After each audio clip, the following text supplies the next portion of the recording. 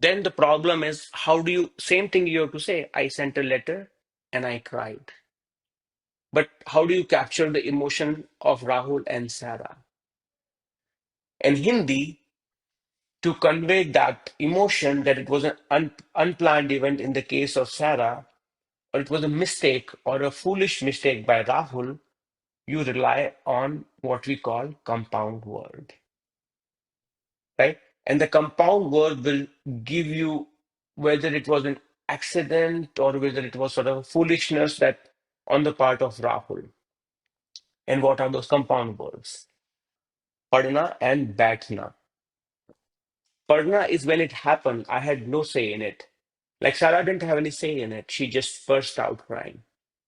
Baithna is when somebody did it by mistake, and that's on them. They did it foolishly, even though they were not planning to do it, but still there was some input from them. So what it means is we will use these two verbs with the main verb.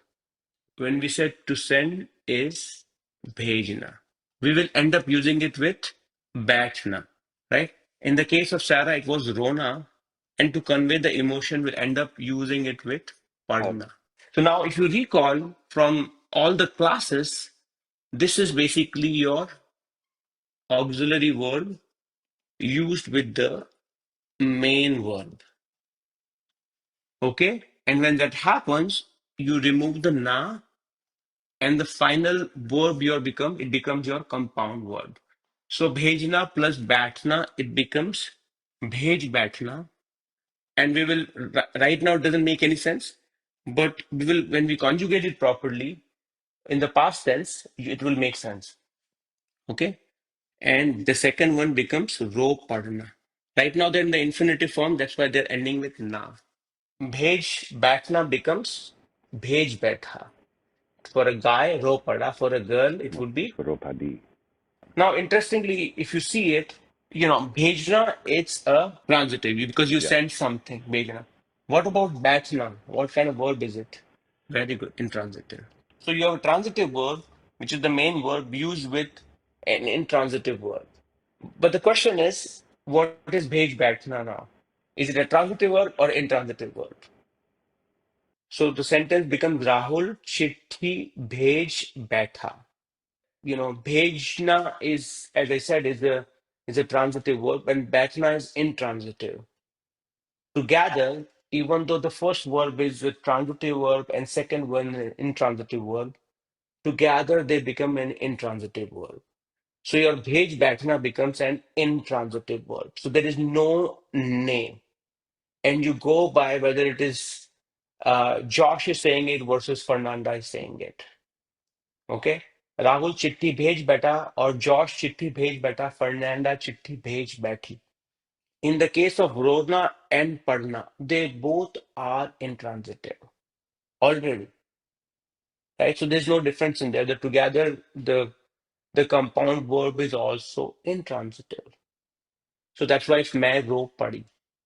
What if you have bhejna, okay, versus let's say you use another word called dena, which is to give.